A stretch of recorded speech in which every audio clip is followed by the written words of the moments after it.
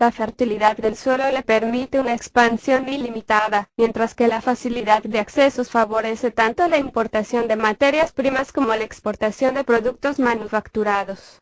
El comercio suscita la industria y, a medida que se desarrollan Bérgamo, Cremona, Lodi y Verona, todas las antiguas ciudades, todos los antiguos municipios romanos recuperan una vida nueva y bastante más exuberante que la que conocieron en la antigüedad. Pronto, su superabundante actividad tiende a extenderse más allá de sus fronteras. En el sur llega hasta Toscana. Por el norte se abren nuevas rutas a través de los Alpes. Por los pasos de Splugen, San Bernardo y Brenner, transmite al continente europeo aquella efervescencia benefactora que le llegó del mar. Sigue las rutas naturales que marcan el curso de los ríos, el Danubio por el este, el Rin por el norte y el Ródano por el oeste. Desde el 1074 se menciona en París a mercaderes italianos, lombardos indudablemente. Y desde comienzos del siglo XII, las ferias de Flandes atraen a un número considerable de sus compatriotas. Nada más natural que esta irrupción de meridionales en la costa flamenca. Es consecuencia de la atracción que el comercio ejerce espontáneamente sobre el comercio. Ya pusimos en evidencia cómo, durante la época carolingia, los Países Bajos manifestaron una vitalidad comercial sin posible comparación en el mundo de aquel entonces, lo cual se explica fácilmente por la gran cantidad de ríos que atraviesan su territorio y que confluyen sus cauces antes de desembocar en el mar. El Rin, el Mose y el Escalda. Inglaterra y las regiones escandinavas estaban demasiado próximas a estos países, de amplios y profundos estuarios, como para que sus marinos no los hubiesen frecuentado ya desde muy antiguo. A ellos es a quien se debe, como se ha visto anteriormente, el que los puertos de Dürstede y Kentucky conservaran su importancia. Pero esta importancia fue efímera, ya que no pudo sobrevivir a las invasiones normandas. Cuanto más fácil era el acceso a la región, más tentaba a los invasores y más debía sufrir sus devastaciones. La situación geográfica que en Venecia salvaguardó la prosperidad comercial, contribuía aquí a su desaparición. Las invasiones normandas no fueron sino la primera manifestación de la necesidad expansiva que sentían los pueblos escandinavos. Su desbordante energía les había lanzado a la vez hacia Europa occidental y hacia Rusia, como aventureros dedicados al pillaje y como conquistadores. Pero de ningún modo se les puede considerar como simples piratas, pues aspiraban, como en otro tiempo lo hicieron los germanos frente al Imperio Romano, a instalarse en regiones más ricas y fértiles que las de su patria y a crear en ellas emplazamientos para la superabundante población que no podían aumentar. Finalmente obtuvieron éxito en esta empresa. Al este, los suecos se asentaron a lo largo de las vías naturales que, a través del Neva, el lago Ladoga, el Wat, el Uno, el Chou, el Duina y el Dnieper, conducen del mar Báltico al mar Negro. Al oeste, los daneses y noruegos colonizaron los reinos anglosajones situados al norte del Humber y consiguieron que Carlos el Simple les entregase en Francia, en las costas de la Mancha, el país que desde entonces se conoce como Normandía. Estos éxitos tuvieron como resultado el orientar en un nuevo sentido la actividad de los escandinavos. En el curso del siglo X, abandonan la guerra para dedicarse al comercio. Sus barcos surcan todos los mares del norte y nada tienen que temer porque son los únicos navegantes entre los pueblos de aquellas costas. Basta recorrer las sabrosas narraciones de las sagas, donde se relatan sus aventuras y hazañas, para hacerse una idea de la astucia y de la inteligencia de los marineros bárbaros. Cada primavera, una vez que el mar se ha deshelado, se lanzan mar adentro. Se les puede encontrar en Islandia, en Irlanda, en Inglaterra, en Flandes, en las desembocaduras del Elba, del Weser, del Vístula, en las islas del mar Báltico, al fondo del Golfo de Botnia y del de Finlandia. Poseen emplazamientos en Dublín, en Hamburgo, en Schwerin y en la isla de Gotlandia. Gracias a ellos la corriente comercial que, partiendo de Bizancio y Bagdad, atraviesa Rusia pasando por Kiev y Novgorod, se prolonga hasta las costas del Mar del Norte y hace sentir en ella su bienhechora influencia. Apenas se puede encontrar en la historia un fenómeno más curioso que esta acción ejercida sobre la Europa septentrional por las civilizaciones superiores del Imperio griego y del árabe y cuyos intermediarios fueron los escandinavos. Su papel en este sentido, a pesar de las diferencias de clima, medio y cultura, aparece como absolutamente análogo al que Venecia jugó en el sur de Europa. Al igual que ella, restablecieron el contacto entre Oriente y Occidente. Y al igual también que el comercio veneciano no tardó en implicar en su tráfico a Lombardía, la navegación escandinava produjo el renacer económico de la costa flamenca. En efecto, la situación geográfica de Flandes favorecía maravillosamente el que se convirtiese en la etapa occidental del comercio con los mares del norte. Constituye el término natural del rumbo de los barcos que llegan de Inglaterra o que, habiendo franqueado el Sund a la salida del Báltico, se dirigen hacia el mediodía. Ya dijimos que los puertos de Kentewick y de Gürstede eran frecuentados por los normandos antes de la época de sus invasiones. Ambos desaparecieron durante la tormenta. Kentewick no conseguirá levantarse de sus ruinas y fue Brujas, cuyo emplazamiento al fondo del Swin era privilegiado, la que le sucedió. En lo que se refiere a Gürstede, los marinos escandinavos aparecieron de nuevo a comienzos del siglo X. A pesar de todo, su prosperidad no se mantuvo durante largo tiempo. A medida que el comercio crecía se iba concentrando progresivamente en Brujas, más cercana a Francia y donde los condes de Flandes mantenían una seguridad de la que no disfrutaba la región de Gürstede. De cualquier forma, es cierto que Brujas atrajo cada vez más hacia su puerto el comercio septentrional y que la desaparición de Gürstede, durante el siglo XI, aseguró definitivamente su porvenir. El hecho de que hayan sido descubiertas en cantidad considerable monedas de los condes de Flandes, Amoldo II y Balduino IV, 965-1035, en Dinamarca, Prusia y hasta en Rusia, evidencia, a falta de documentos escritos, las relaciones que mantenía Flandes desde aquel entonces con aquellos países a través de los marinos escandinavos. Las relaciones con la costa inglesa que tenía enfrente debieron ser aún más frecuentes. Sabemos que fue en Brujas donde se refugió, hacia el 1030, la reina anglosajona Emma. Ya en el 991-1002, la tarifa del Telonio de Londres menciona a los flamencos a la cabeza de los extranjeros que negocian con la ciudad. Hay que tener en cuenta, entre las causas de la importancia comercial que alcanzó Flandes en época tan temprana, la existencia en este país de una industria indígena, suficiente para proporcionar a los barcos que allí llegaban un abundante flete de vuelta. Desde época romana, y probablemente incluso antes, los morinos y los menapios confeccionaban paños de lana. Esta industria primitiva debió perfeccionarse por influencia de los progresos técnicos introducidos tras la conquista romana.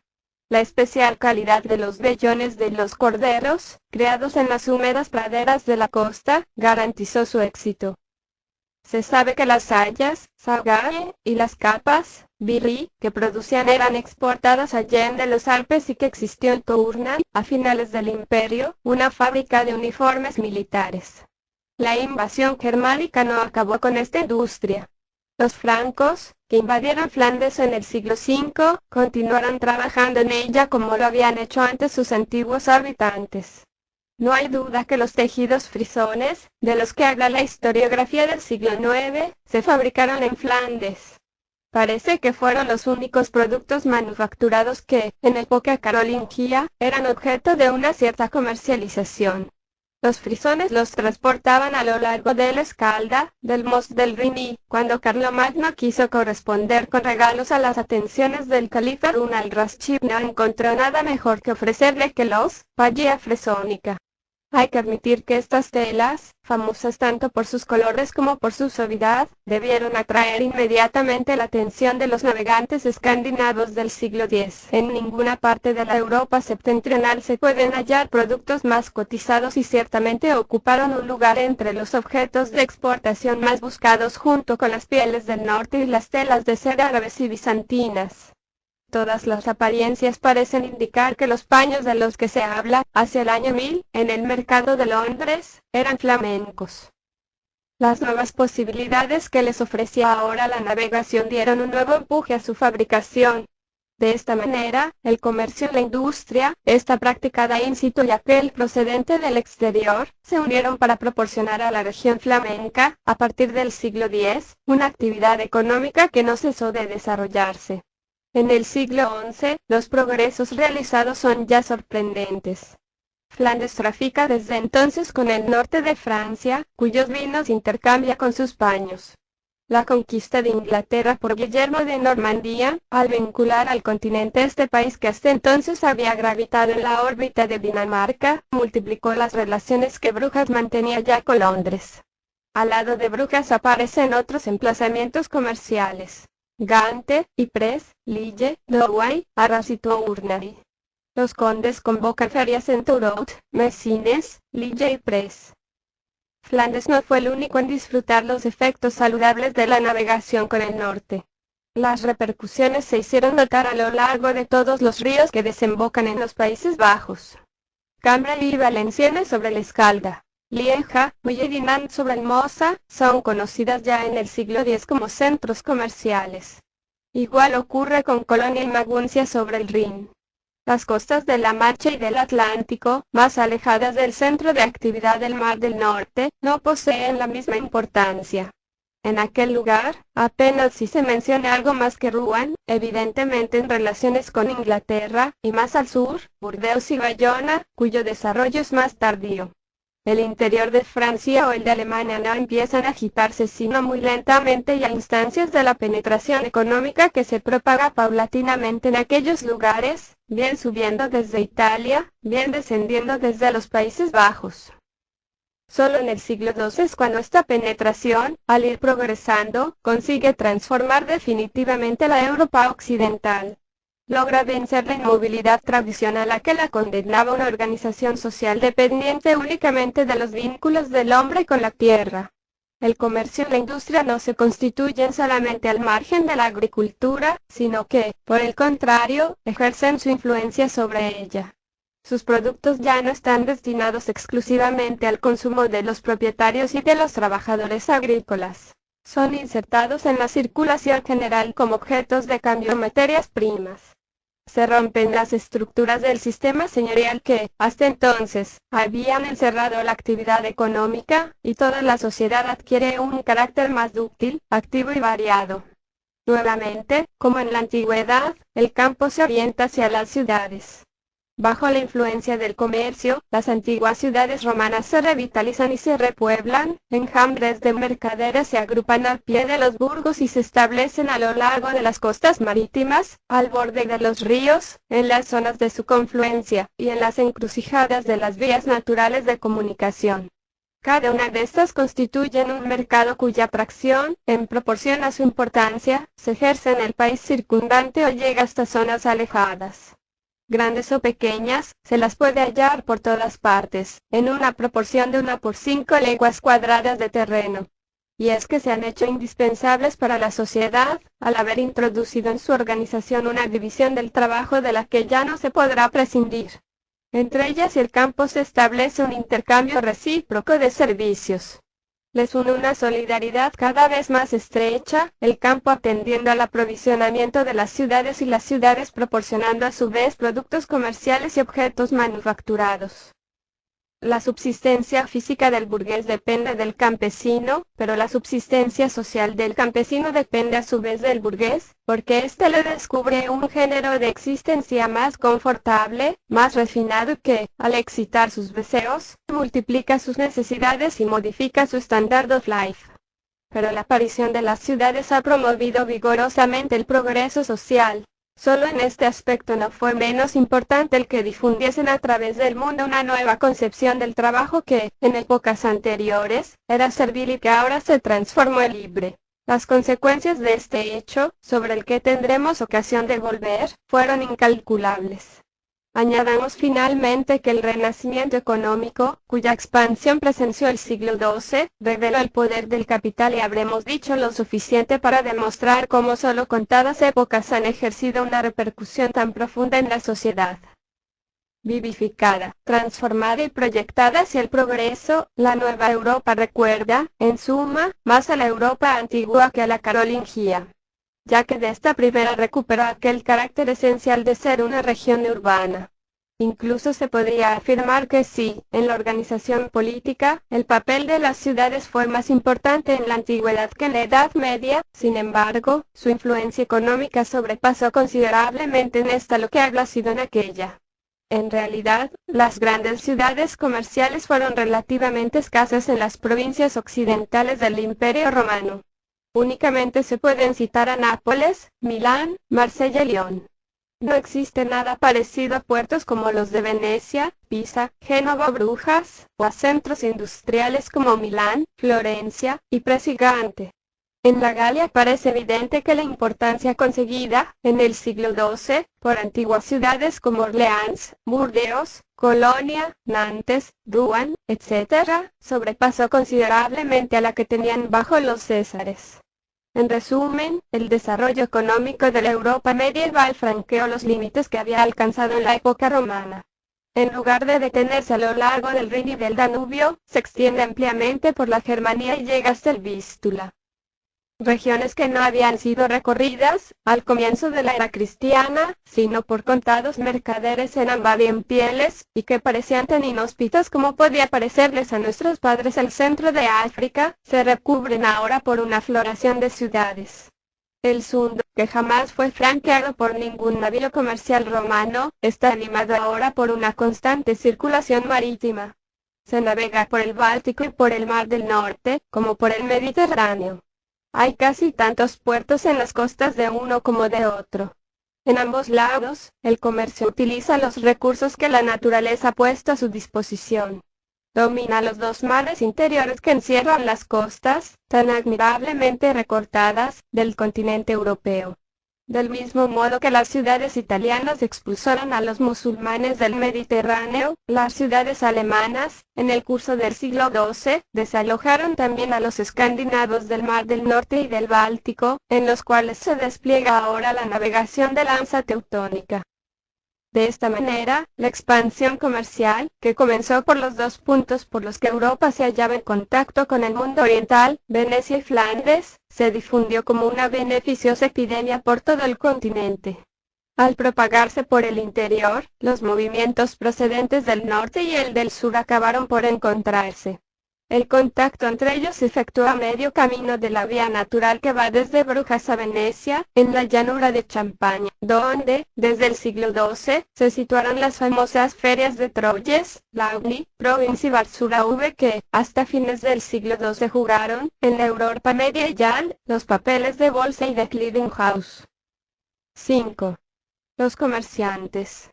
A falta de datos es imposible, como ocurre casi siempre en lo que se refiere a problemas de origen, exponer con suficiente precisión la formación de la clase comerciante que suscitó y extendió a través de Europa occidental el movimiento comercial cuyos orígenes hemos esbozado. En ciertas regiones, el comercio aparece como un fenómeno primitivo y espontáneo.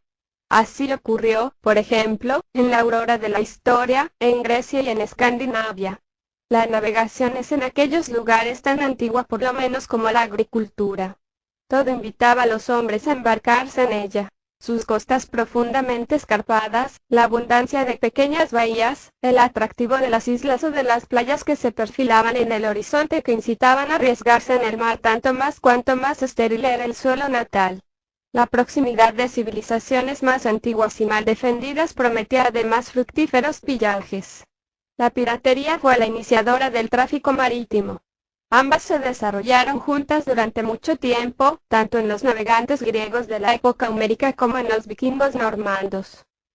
Es necesario indicar que nada parecido se puede encontrar en la Edad Media, en la que no aparece ningún rastro de este comercio heroico y bárbaro.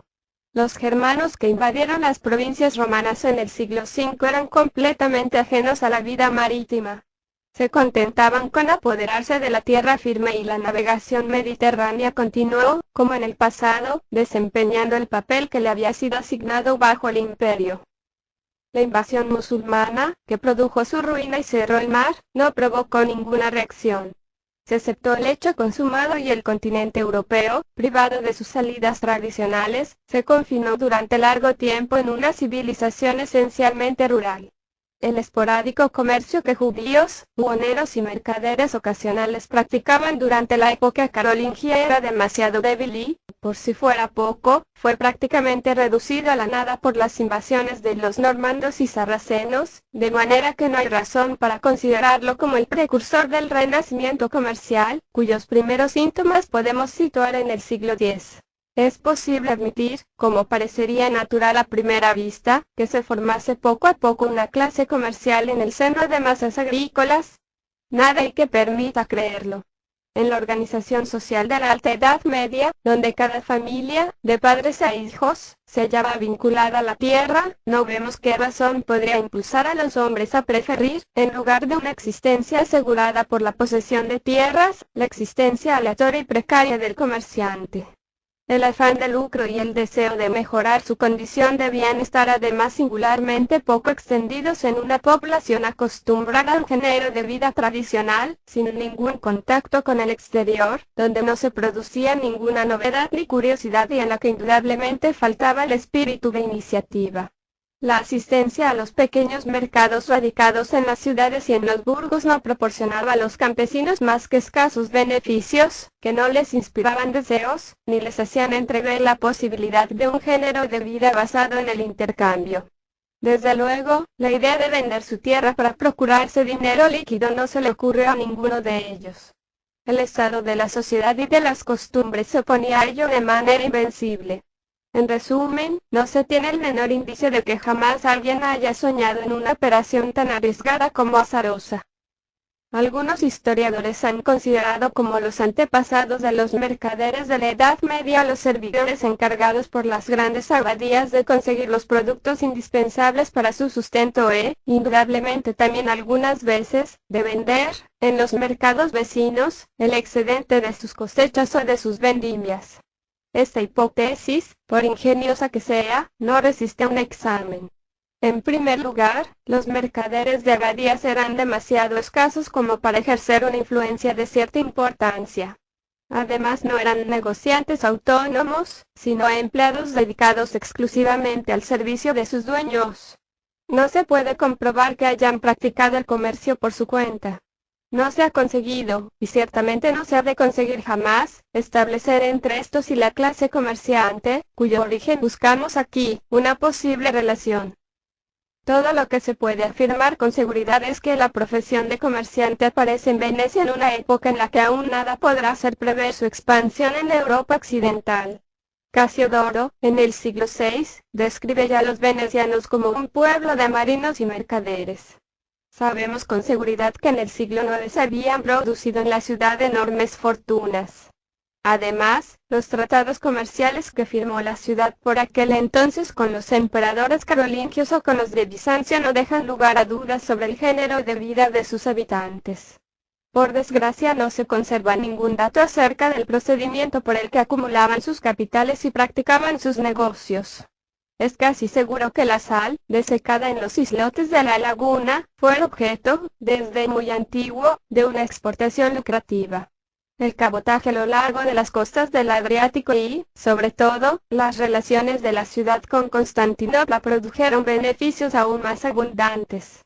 Es sorprendente comprobar de qué manera se ha perfeccionado ya en el siglo X el ejercicio del negocio en Venecia.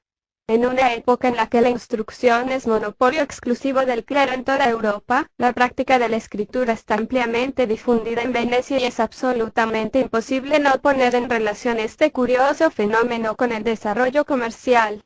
También es posible suponer, con bastante verosimilitud, que el crédito le ha ayudado desde épocas remotas a conseguir el grado de desarrollo que alcanzó.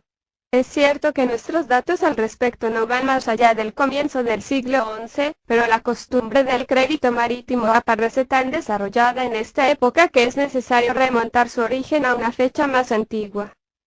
El mercader veneciano obtiene de un capitalista, con un interés que se eleva por lo general al 20%, las sumas necesarias para constituir una carga. Se fleta un navío por cuenta de varios mercaderes que trabajan en común. Los peligros de la navegación tienen como consecuencia que las expediciones marítimas se hagan en flotillas formadas por muchos navíos, provistos de una tripulación numerosa convenientemente armada. Todo indica que los beneficios son extraordinariamente abundantes. Los documentos venecianos no nos proporcionan apenas datos precisos, pero podemos suplir su silencio gracias a las fuentes genovesas. En el siglo XII, el crédito marítimo, el equipamiento de los barcos y las formas del negocio son las mismas en ambas partes. Lo que sabemos acerca de los enormes beneficios conseguidos por los marinos genoveses debe ser, por consiguiente, igualmente válido para sus precursores venecianos. Y sabemos lo suficiente como para poder afirmar que el comercio, y solo el comercio, pudo, en ambos lados, proporcionar abundantes capitales a aquellos cuya suerte fue favorecida por la energía y la inteligencia. Pero el secreto de la fortuna tan rápida y prematura de los mercaderes venecianos se encuentra indudablemente en la estrecha relación que vincula su organización comercial con la de Bizancio y, a través de Bizancio, con la organización comercial de la antigüedad. En realidad, Venecia no pertenece a Occidente nada más que por su situación geográfica, pues le es ajena tanto por el tipo de vida que lleva como por el espíritu que la anima. Los primeros colonos de las lagunas, fugitivos de Aquilea y de las ciudades vecinas, aportaron la técnica y el utillaje económico del mundo romano. Las relaciones constantes, y cada vez más activas, que desde entonces mantuvo la ciudad con la Italia bizantina y con Constantinopla, salvaguardaron y desarrollaron esta preciosa herencia. En resumen, entre Venecia y el Oriente, que conserva la tradición milenaria de la civilización, no se perdió jamás el contacto. Podemos considerar a los navegantes venecianos como los continuadores de aquellos navegantes sirios que hemos visto frecuentar de una manera tan activa, hasta los días de la invasión musulmana, el puerto de Marsella y el mar Tirreno. No necesitaron, pues, un largo y penoso aprendizaje para iniciarse en el gran comercio. La tradición no se perdió jamás y esto basta para explicar el lugar privilegiado que ocupan en la historia económica de la Europa occidental. Es imposible no admitir que el derecho y las costumbres comerciales de la antigüedad no sean la causa de la superioridad que manifiestan y del progreso que consiguieron alcanzar. Estudios detallados demostrarán algún día la hipótesis de lo que aquí anunciamos. No se puede dudar que la influencia bizantina, tan sorprendente en la constitución política de Venecia durante los primeros siglos, haya interesado también a su constitución económica. En el resto de Europa, la profesión comercial surgió tardíamente de una civilización en la que toda huella se había perdido desde hacía mucho tiempo. En Venecia, es contemporánea a la formación de la ciudad y supone una supervivencia del mundo romano. Venecia ejerció una profunda influencia sobre las otras ciudades marítimas que, en el curso del siglo XI, comenzaron a desarrollarse. Pisa y Génova, en primer lugar, más tarde Marsella y Barcelona. Pero no parece que haya intervenido en la formación de la clase comerciante, gracias a la cual la actividad comercial se difundió paulatinamente desde las costas del mar al interior del continente. Nos encontramos aquí en presencia de un fenómeno totalmente diferente que no permite de ninguna manera vincularlo a la antigüedad. Sin duda se pueden hallar, desde épocas remotas, a mercaderes venecianos en Lombardía y al norte de los Alpes, pero no hay pruebas de que hayan fundado colonias. Las condiciones del comercio terrestre son por lo demás bastante diferentes de las del comercio marítimo como para que exista la tentación de atribuirlas una influencia que además no revela ningún texto. En el curso del siglo X es cuando se constituye nuevamente, en la Europa continental, una clase de comerciantes profesionales cuyos progresos, muy lentos en principio, se van acelerando a medida que avanzan los siglos. Un aumento de población que comienza a manifestarse en la misma época está evidentemente en relación directa con este fenómeno. Efectivamente, este aumento tuvo por resultado liberar del campo a un número cada vez más considerable de individuos y abocarlos a ese tipo de existencia errante y azarosa que, en todas las civilizaciones agrícolas, es el destino de aquellos que ya no pueden seguir trabajando en la tierra. Multiplicó la masa de vagabundos pululantes a través de la sociedad, viviendo de las limosnas de los monasterios, contratándose en épocas de cosecha, alistándose en el ejército en tiempos de guerra y no retrocediendo ante la rapiña y el pillaje cuando la ocasión se presentaba. Entre esta masa de desarraigados y aventureros hay que buscar sin duda alguna a los primeros adeptos al comercio. Su género de vida les impulsaba naturalmente hacia los lugares en los que la afluencia de hombres permitía esperar algún beneficio o algún encuentro afortunado. Aunque frecuentaban asiduamente las peregrinaciones, no se sentían menos atraídos por los puertos, mercados y ferias. Allí se contrataban como marineros, remolcadores de barcos, cargadores o estibadores. El carácter enérgico, templado por la experiencia de una vida llena de imprevistos, debía abundar entre ellos. Muchos conocían lenguas extranjeras y estaban al corriente de las costumbres y de las necesidades de diferentes países. Si se presentaba una oportunidad afortunada, y sabemos que las oportunidades son numerosas en la vida de un vagabundo, estaban entusiásticamente dispuestos a sacarle provecho. Una pequeña ganancia, con habilidad e inteligencia, se puede transformar en una considerable ganancia. Así debía ocurrir al menos en una época en la que la insuficiencia de la circulación y la relativa escasez de las mercancías ofrecidas al consumo debían mantener los precios muy elevados. El hambre, que esta insuficiente circulación multiplicaba en toda Europa, tanto en una provincia como en otra, aumentaba también las posibilidades de enriquecerse para el que supiera aprovecharlas. Bastaba transportar algunos sacos de trigo oportunamente a un determinado lugar para conseguir pingües beneficios. Para un hombre astuto, que no reparase en esfuerzos, la fortuna reservaba, pues, fructíferas operaciones. Y ciertamente, del seno de la miserable masa de estos harapientos errantes, no tardarían en surgir nuevos ricos. Felizmente, se cuenta con algunos datos oportunos para poder verificar que ocurrió de esta manera. Bastará citar el más característico, la biografía de San Goderico de Fínchale. Nació a finales del siglo XI, en Lincolnshire, de campesinos pobres, y tuvo que ingeniárselas desde la infancia para encontrar medios de subsistencia.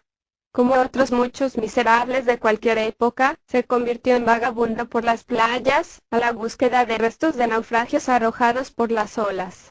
Más tarde le vemos, quizá tras algún hallazgo afortunado, transformarse en buhonero y recorrer el país cargado de pacotilla. Al cabo del tiempo, junta algunas monedas y, un buen día, se une a una comitiva de mercaderes que encuentra en el curso de sus andanzas y a la que sigue de mercado en mercado, de feria en feria y de ciudad en ciudad.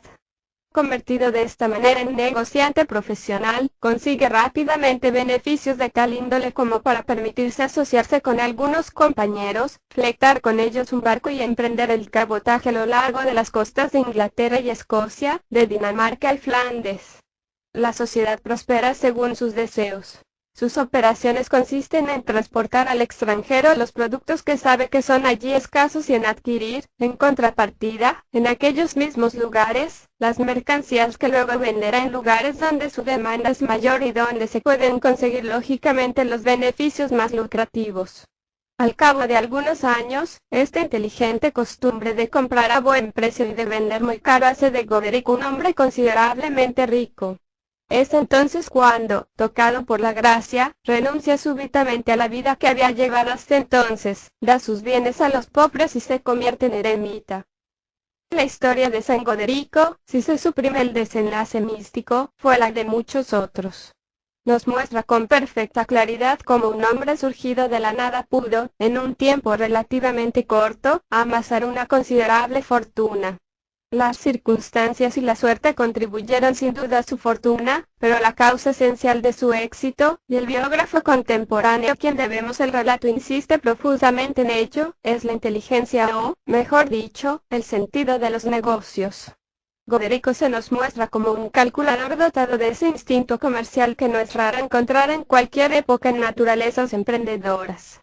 La búsqueda del interés dirige todas sus acciones y se puede reconocer en él claramente ese famoso espíritu capitalista, spiritus capitalisticus, del que se nos quiere hacer creer que solo data del Renacimiento. Es imposible mantener que Goderico ha practicado los negocios solamente para cubrir sus necesidades cotidianas. En lugar de guardar en el fondo de un cofre el dinero que ha ganado, lo utiliza para afianzar y extender su comercio. No temo emplear una expresión demasiado moderna al decir que los beneficios que obtiene son empleados a medida que van llegando para aumentar su capital circulante.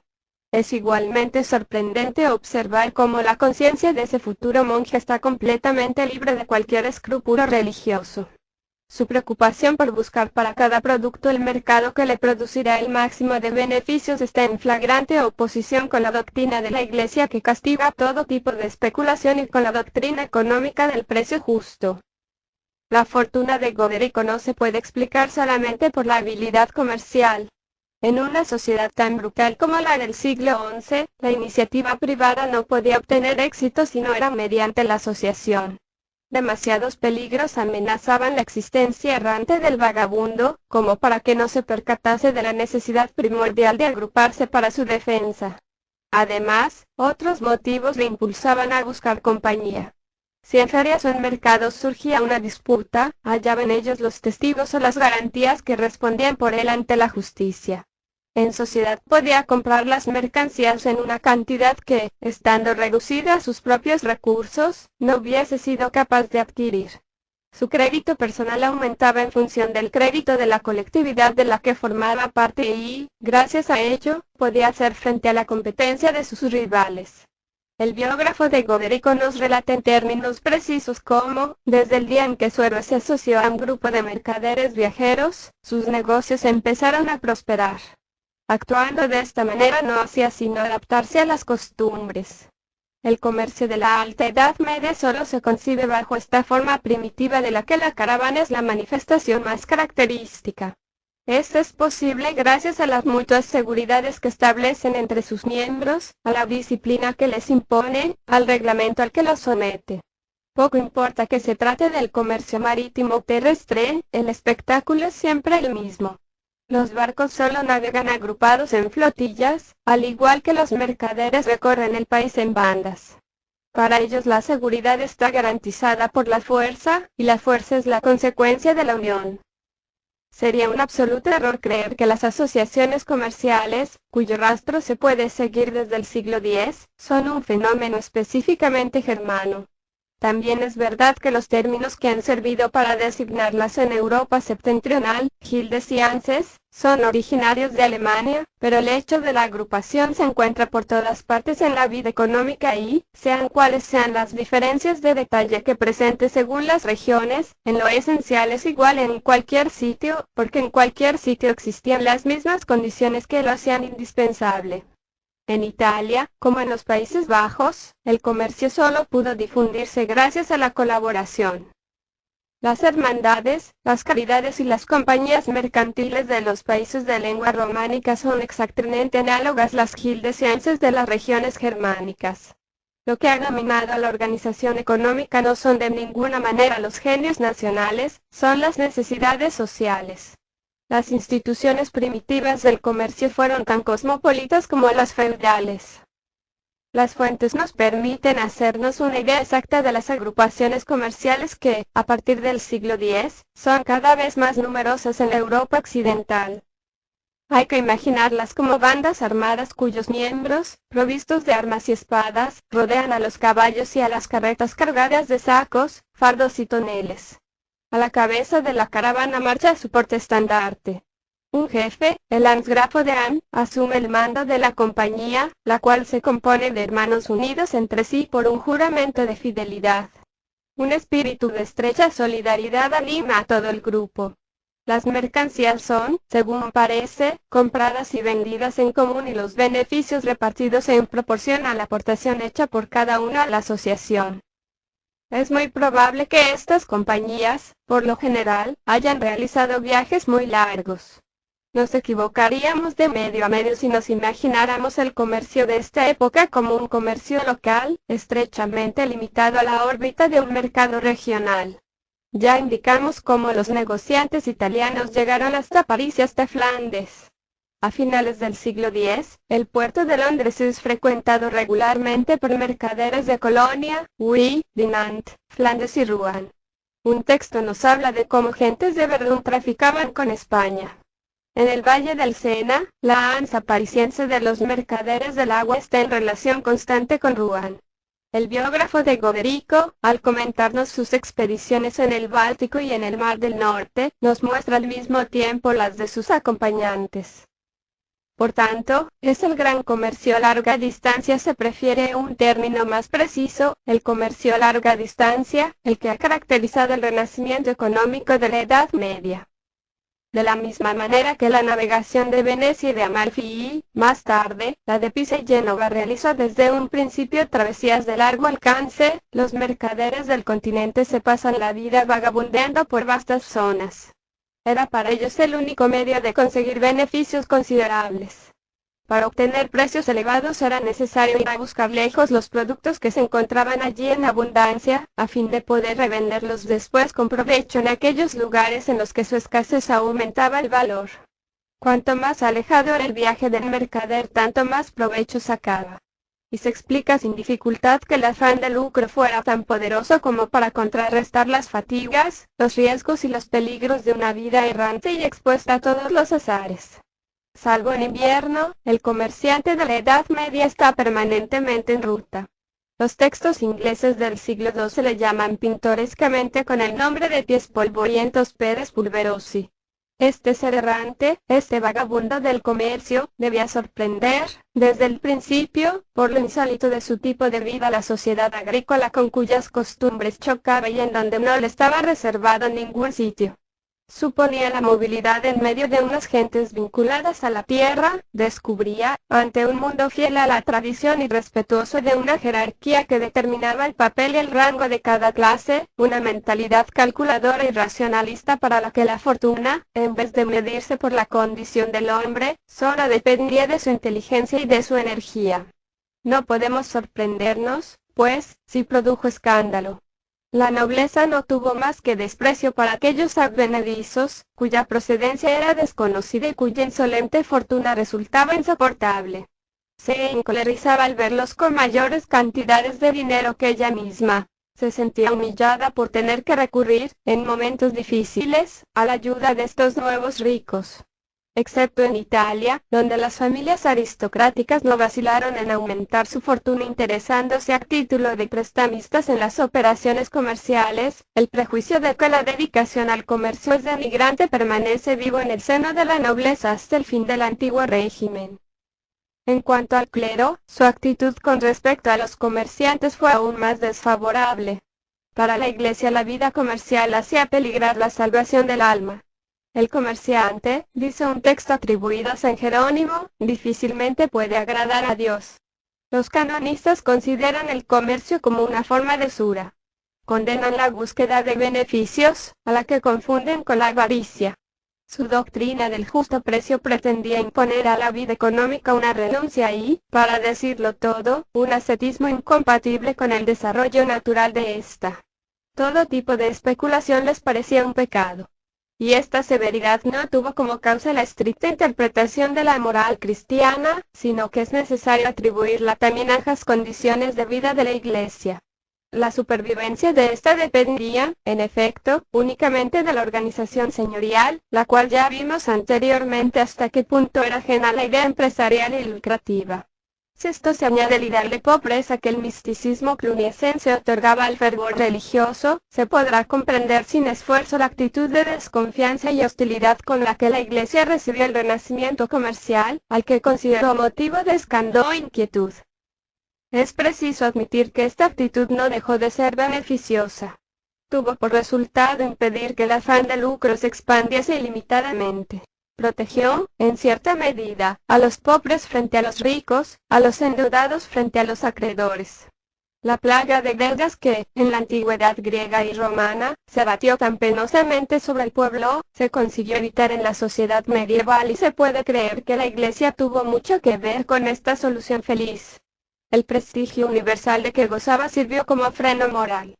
Si no fue lo suficientemente poderosa para someter a los mercaderes a la teoría del justo precio, sí lo fue, sin embargo, para lograr impedirles que se abandonaran sin remordimientos al afán de lucro. En realidad, muchos se inquietaban por el peligro que exponían su salvación eterna con su género de vida. El miedo a la vida futura atormentaba su conciencia. En el lecho de muerte, eran muchos los que en su testamento fundaban instituciones de caridad o dedicaban una parte de sus bienes a devolver las sumas conseguidas injustamente.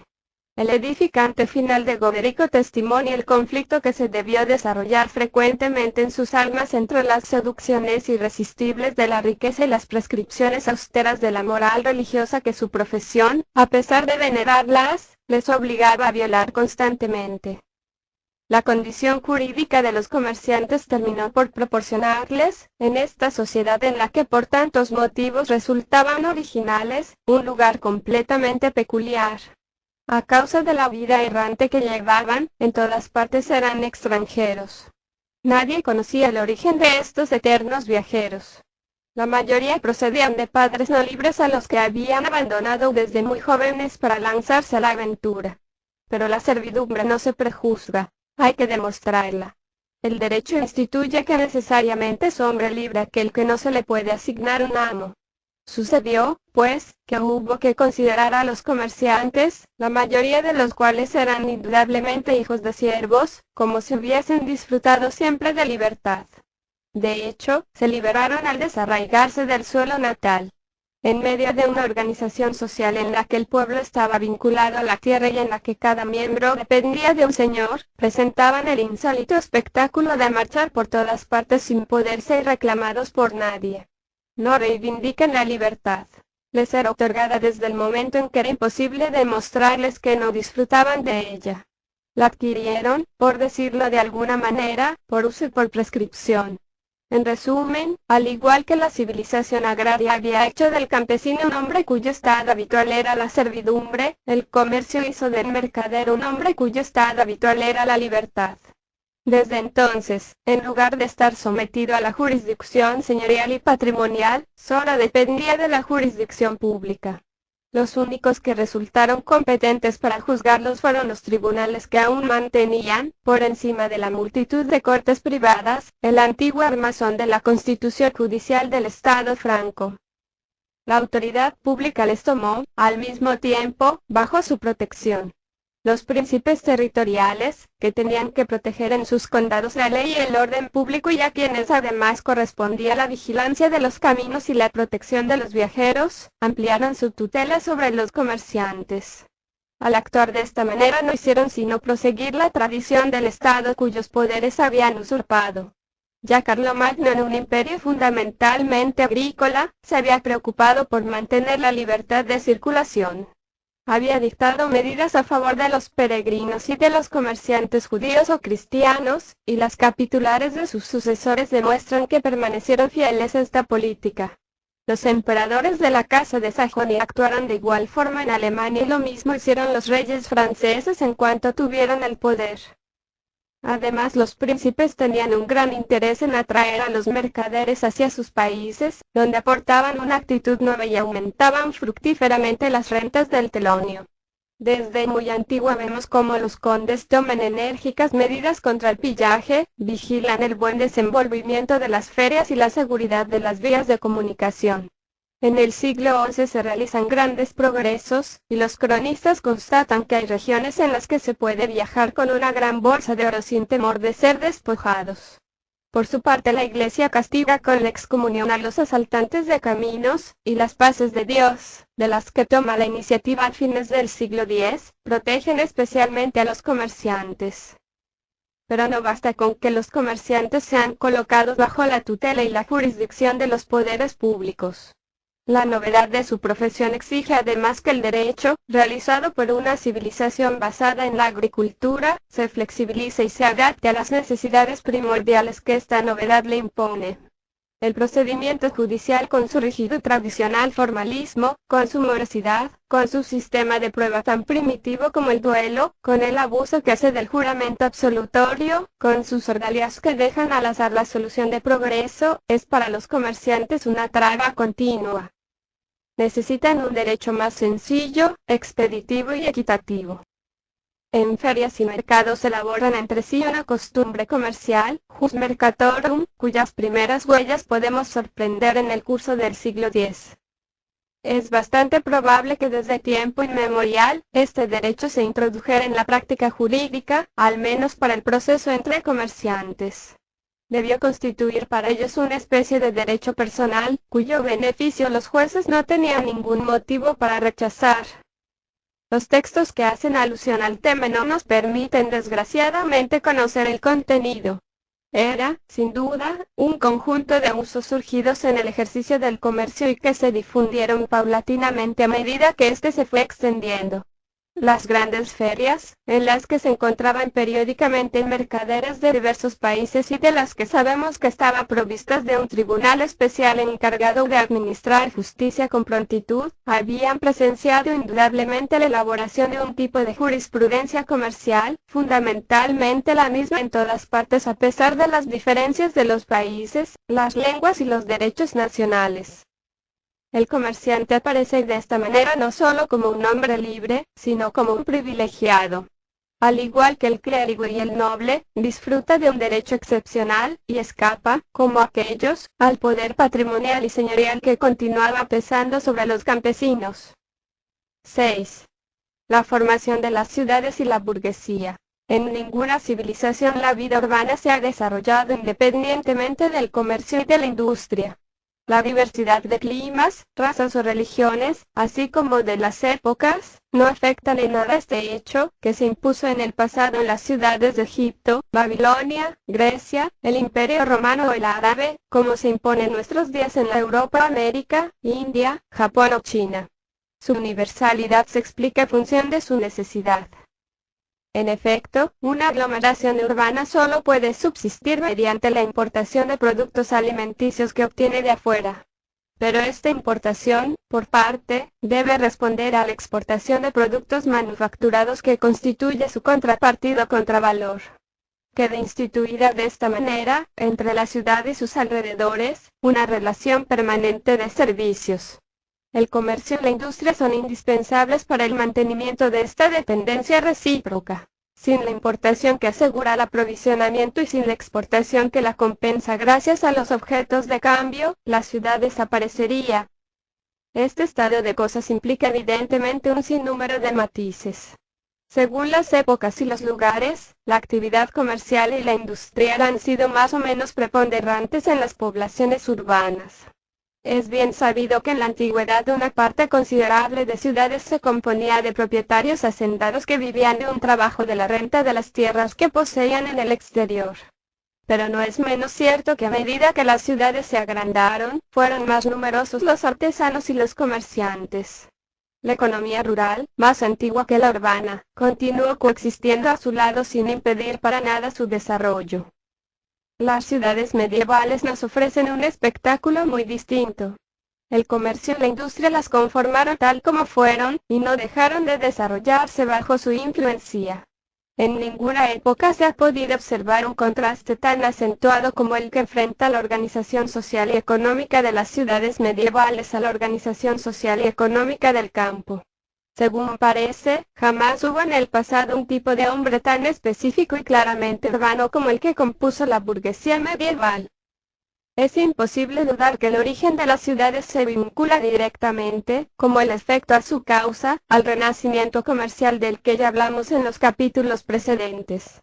La prueba es la chocante coincidencia que aparece entre la expansión del comercio y la del movimiento urbano.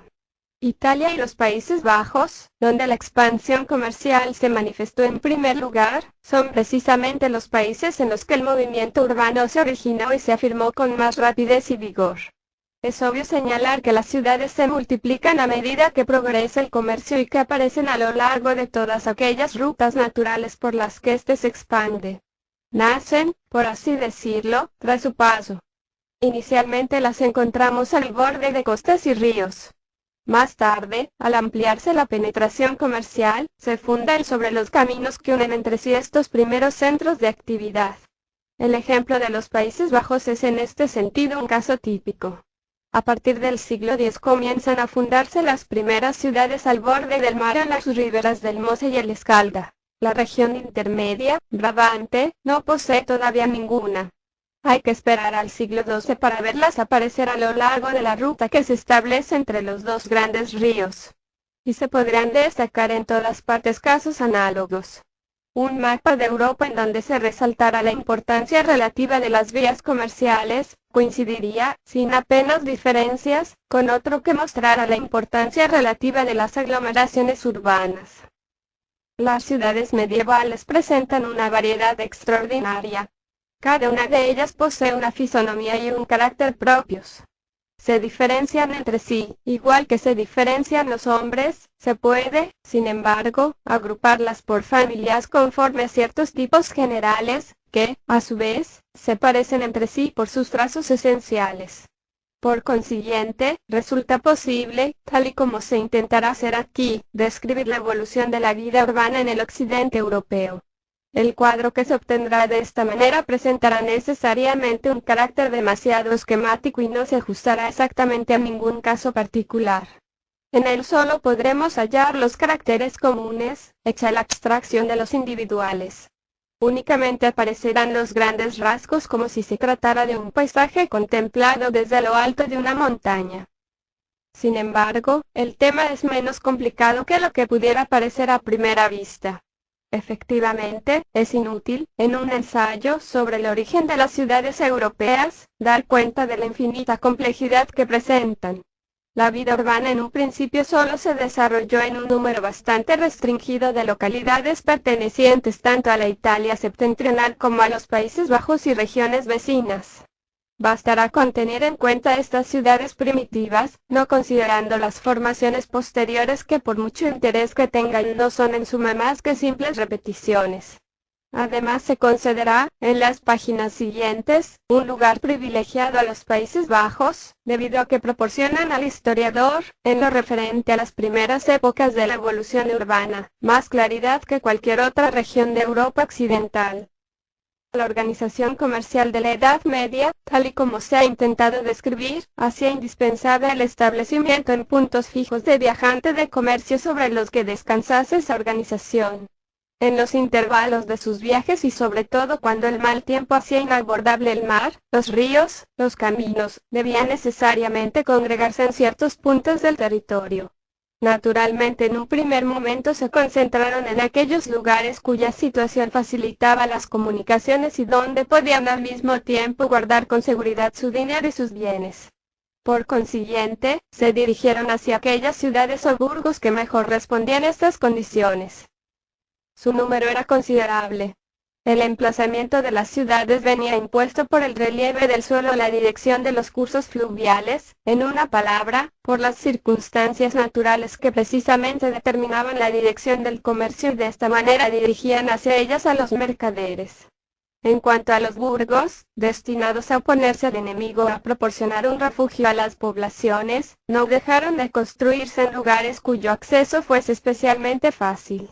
Por estas mismas rutas eran por donde pasaban los invasores y circulaban los comerciantes, y por esta razón las fortalezas levantadas contra aquellos eran excelentes lugares para traer estos al interior de las murallas. Sucedió, por lo tanto, que las primeras aglomeraciones comerciales se establecieron en los lugares que la naturaleza predisponía a ser, no a volver a ser, centros de circulación económica. Se podría creer, y efectivamente así lo han creído ciertos historiadores, que los mercados, mercatus, mercata, cuyo número es tan extraordinariamente elevado a partir del siglo IX, han sido la causa de estas primeras aglomeraciones. Esta opinión, por seductora que parezca a primera vista, no resiste a un examen. Los mercados de la época carolingia eran simples mercados locales, frecuentados por los campesinos de los alrededores y por algunos buhoneros. Tenían como único fin el de solucionar el aprovisionamiento de las ciudades y de los burgos. Solo se reunían una vez por semana y sus transacciones estaban limitadas por las necesidades domésticas de unos habitantes muy poco numerosos, para cuyo servicio habían sido establecidos.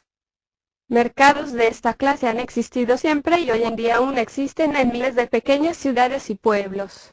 Su poder de atracción no era ni lo bastante poderoso, ni lo bastante extenso, como para que una población comercial se fijara a su alrededor.